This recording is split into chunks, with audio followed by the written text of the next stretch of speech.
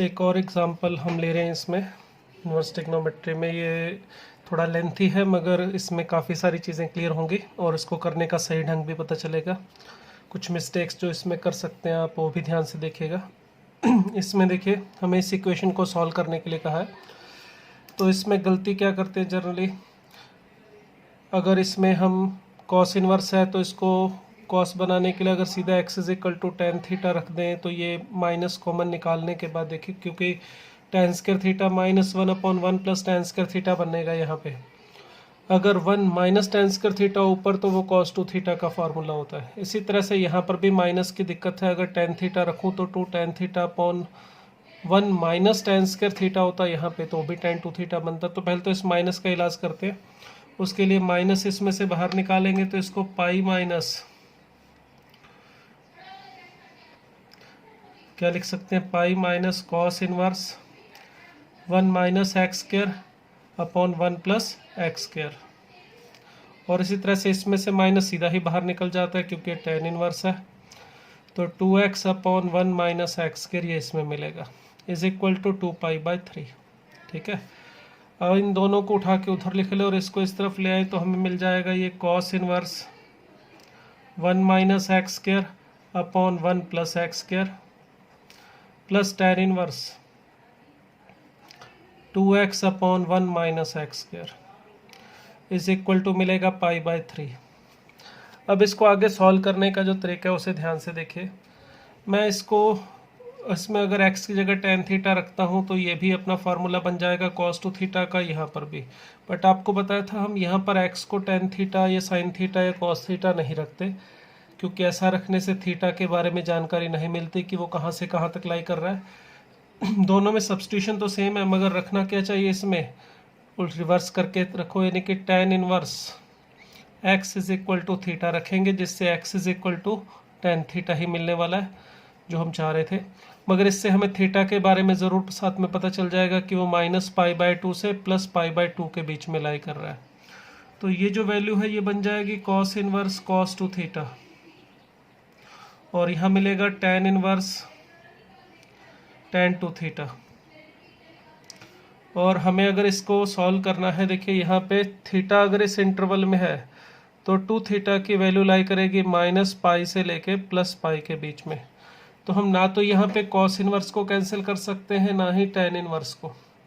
तो इन दोनों की जो सिंप्लीफिकेशन है, कैंसिलेशन है, उसको करने के लिए देखिए हमें यहाँ पर इन दोनों के बारे में अलग अलग सोचना पड़ेगा कि जीरो से पाई के बीच में, माइनस पाई से पाई के बीच में अगर टू थीटा लाई करता है तो किसकी वैल्यू क्या आएगी। एक काम करते हैं, इसको नाम दे लेते हैं T1 और इसका नाम देता हूँ T2। T1 और T2 ये दो टर्म्स है हमारे पास। अब T1 के बारे में सोचें, T1 है हमारा cos inverse cos inverse cos two theta. अब इसमें टू थीटा लाई कर रहा है इस इंटरवल में, तो कॉस को कॉस इनवर्स से रिमूव करने के लिए देखिए हमने ग्राफ का यूज़ करना है जो हमने पहले भी किया था। तो कॉस इनवर्स का जो ग्राफ है वो कुछ इस तरह से होता है, cos inverse cos X, zero pi to pi minus pi N minus two pi. Zero से पाई के बीच में इक्वेशन होती है x और यहाँ इक्वेशन होती है minus x.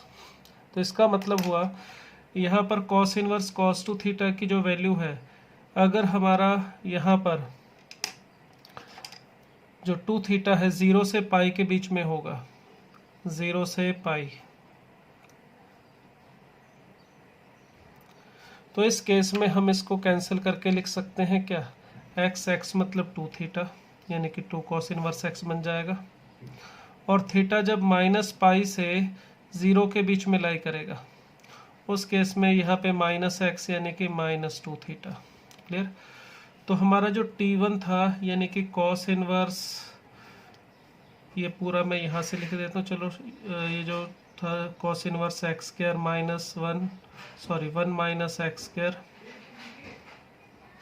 Upon one plus X square, इसको फाइंड आउट कर रहे थे। इसकी वैल्यू हमें मिल रही है देखिए minus two tan inverse x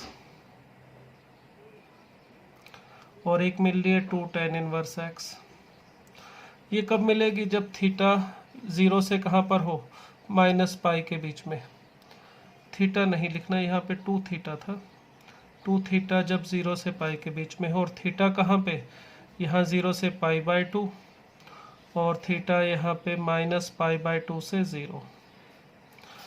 अगर थीटा यानी कि tan इनवर्स x, ये हमने tan इनवर्स x को लिया था, इस इंटरवल में लाई करता है, तो x की वैल्यू पता करने के लिए क्या कीजिए, तीनों के ऊपर tan लगा दीजिए। tan थीटा का मतलब x होगा, तो tan लगाएंगे तो यहाँ पर x lies inside 0 and minus infinite. tan inverse x बनाने के लिए, अगर tan inverse x is equal to theta है, तो x बनाने के लिए tan थीटा चाहिए, तो tan ऊपर लगाएंगे। तो tan इस इंटरवल में इंक्रीजिंग फंक्शन होता है, तो इनइक्वलिटी पे कोई फर्क नहीं पड़ेगा। यहाँ पर ये वैल्यू थी कब, जब x 0 से लेके कहाँ पे लाई करेगा, इनफाइनाइट के बीच में। मैंने ये वाला ऊपर लिख लिया और इसको नीचे लिख लिया, बस और कुछ नहीं है, ठीक है। ये वाला पार्ट मैंने यहाँ लिख दिया और ये वाला पार्ट ऊपर लिख दिया। तो ये तो फर्स्ट वाले के बारे में बात हुई, ठीक है। Cos inverse 1 minus X square upon 1 plus X square के बारे में बात हुई। अब ये जो सेकंड वाला है tan इनवर्स tan 2 थीटा, इसके बारे में थोड़ा सोचते हैं। तो हमारे पास है tan इनवर्स tan 2 थीटा, ठीक है। और इसमें भी 2 थीटा जो हमारा है वो लाई कर रहा था -पाई से +पाई के बीच में। अगर 2 थीटा -पाई से +पाई के बीच में लाई करेगा, तो tan इनवर्स के केस में रिमूव करने के लिए क्या रूल होता है उसको भी देख लेते हैं। tan इनवर्स tan x का ग्राफ बनाते हैं यहाँ पे।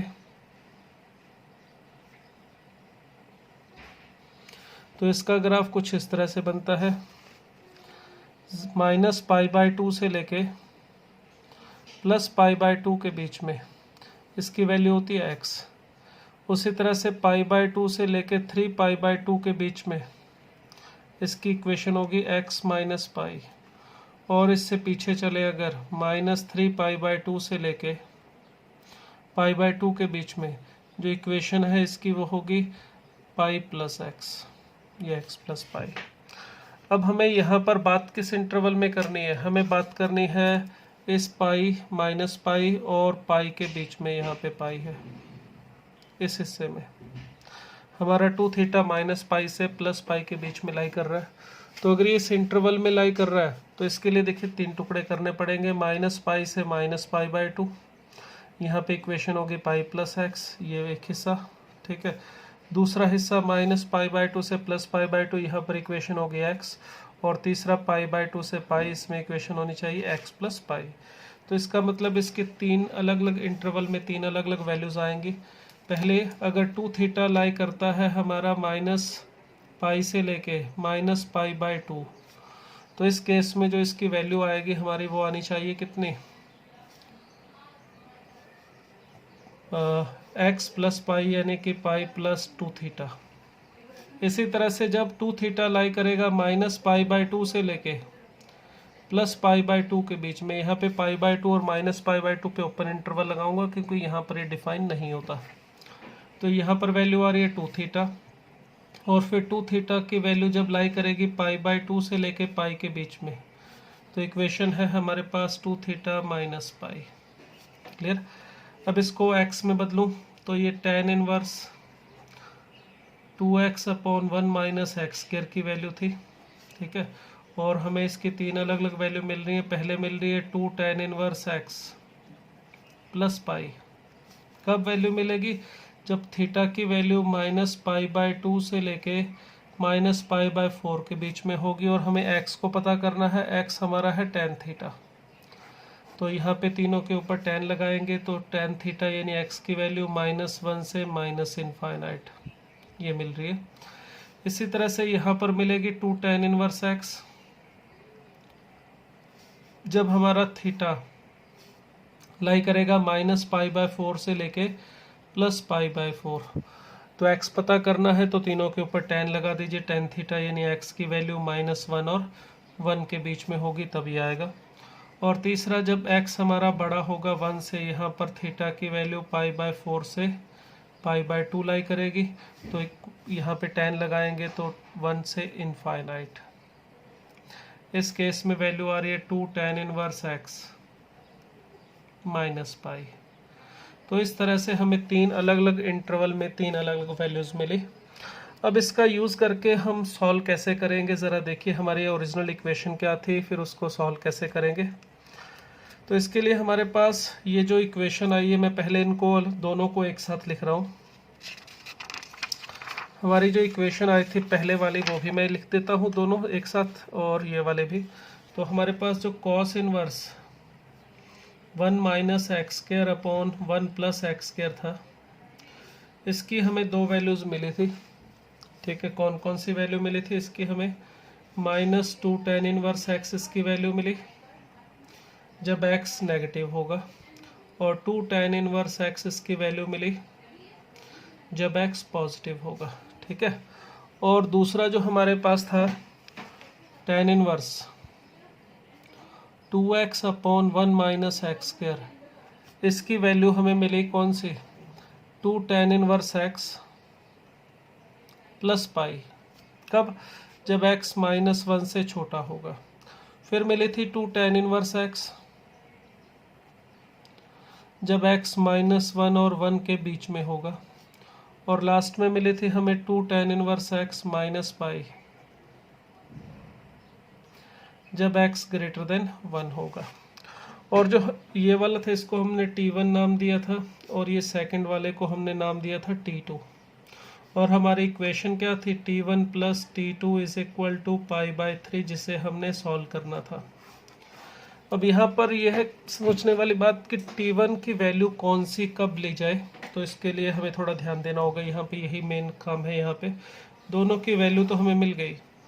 अब t1 के बारे में देखिए, ये अपनी वैल्यू चेंज करेगा कहाँ पे? 0 पे। 0 पे वैल्यू चेंज करने का मतलब 0 के पीछे इसकी वैल्यू कितनी है? -2 tan इनवर्स एक्स, और 0 के आगे इसकी वैल्यू 2 tan इनवर्स एक्स है। और जो सेकंड वाला है हमारा, वो अपनी वैल्यू कहाँ पे चेंज कर रहा है? वो चेंज कर रहा है -1 पे और 1 पे। तो इस तरह से अगर मैं इसको इस तरह से इंटरवल में डिवाइड करके देखना चाहूँ, ठीक है, -1 से पीछे 0 पे ये सेकंड चेंज कर रहा है, 1 पे, इस तरह से। तो फर्स्ट वाला जो है हमारा t1, इसकी वैल्यू देखिए 0 से पीछे क्या है? -2 tan इनवर्स एक्स। यहाँ पर भी -2 tan इनवर्स एक्स, यहाँ पर है 2 tan इनवर्स एक्स, और यहाँ पर भी 2 tan इनवर्स एक्स। 0 से आगे 2 tan इनवर्स एक्स है इसकी वैल्यू, और 0 से पीछे -2 tan इनवर्स एक्स। इसी तरह से इसकी वैल्यू 1 के आगे है 2 tan inverse x minus pi. -1 और 1 के बीच में है 2 tan इनवर्स एक्स, और इस इंटरवल में है इसकी value 2 tan inverse X plus pi. Clear? अब ये जो वैल्यूज हमने फाइंड आउट की थी t1 t2 की, मैंने यहाँ पे लिख दी। अब देखिए इसको मैं केस 1 लेता हूँ, ये case 2, case 3 and case 4। Clear? तो केस 1 में देखिए हमारी जो इक्वेशन है t1 plus t2 is equal to π/3। तो यहाँ पे ज़रा इन दोनों का सब वैल्यू रख दीजिए, t1 और t2 का। तो क्या मिलेगा? -2 tan इनवर्स एक्स t1 की value, plus 2 tan inverse X plus pi second वाले t2 की वैल्यू इज इक्वल टू π/3। तो देखिए जब इसको ऐसे कैंसिल करूँगा तो आ रहा है अपने पास pi is equal to π/3। Not possible. Not possible का मतलब नो सॉल्यूशन। तो इस फर्स्ट केस में हमें कोई सॉल्यूशन नहीं मिलेगा। इसी तरह से केस 2 में भी आप देखेंगे t1 और t2 का सम, यहाँ पे मैं सीधा रख दूँ तो -2 tan inverse X plus 2 tan inverse X is equal to π/3। यहाँ पर भी देखिए कैंसिल करके 0 इज इक्वल टू π/3 आ रहा है, तो ये भी पॉसिबल नहीं है, तो यहाँ पर भी नो सॉल्यूशन। अब बात रह गई केस 3 और केस 4 की। तो केस 3 में जब t1 प्लस t2 करूँगा तो इन दोनों का सम आएगा 4 tan इनवर्स एक्स। ठीक है, और 4 tan इनवर्स एक्स यहाँ पे इज इक्वल टू π/3। तो पहले 3 यहाँ पे ले आएंगे तो x इज इक्वल टू आ जाएगा tan ऑफ π/12। क्लियर? इसी तरह से यहाँ पे ये जो वैल्यू आ रही है, ये हमारे पास जो आ रही है वो 0 से 1 के बीच में ही आ रही है। ये भी देखना पड़ेगा कि जो सॉल्यूशन मिल रहा है वो इस इंटरवल में आ रहा है या नहीं आ रहा। 0 से 1 वाला केस हमने लिया, अगर हमें यहाँ पे जो आंसर मिलता वो 1 से बड़ा आता तो हम उसको छोड़ देते। अब हमें पता है tan π/12 की वैल्यू 1 से छोटी होती है, tan π/4 पे 1 होता है, और 0 से π/4 के बीच में अगर कोई वैल्यू लोगे तो tan की वैल्यू 0 से 1 के बीच में ही आएगी। एंड लास्ट केस, केस 4, इन दोनों का सम करें तो 4 tan inverse x minus pi is equal to π/3। तो पहले से उठा के इधर ले चलेंगे, फिर उसके बाद tan इनवर्स x की वैल्यू फाइंड आउट करेंगे तो π/3 आएगी। तो x is equal to tan π/3, that is √3 आ रहा है, और ये वाली वैल्यू हमारी 1 to इनफाइनाइट में ही आ रही है, तो इसका मतलब ये भी हमारा आंसर होगा। तो इस तरह से हमें दो आंसर मिले, एक तो मिलेगा 0 से 1 वाले इंटरवल के केस में tan π/12, और एक मिलेगा tan π/3 यानी कि √3 जब x हमारा 1 से इनफाइनाइट होगा। तो देखिए ये पूरी जो कहानी हमने की, इसको आप देखेंगे दोबारा से, यहाँ पे जो हमें फर्स्ट जो इक्वेशन दे रखी थी, इसके अंदर कोई कंडीशन हमें नहीं दे रखी थी x के बारे में। ये अंडरस्टूड था क्योंकि x² -1 नीचे दिखाई दे रहा है, तो x 1 और -1 के इक्वल नहीं हो सकता, ये लिखने की या साथ में मेंशन करने की ज़रूरत नहीं थी, अंडरस्टूड होगा। अब अगर हम इसको सीधा x की जगह cos थीटा रख के सॉल्व करते तो ऐसा नहीं है कि ये सीधा tan इनवर्स से tan और cos इनवर्स से cos कैंसिल होगा। जब तक हमें 2 थीटा के बारे में जानकारी नहीं है तब तक कैंसिल नहीं कर सकते।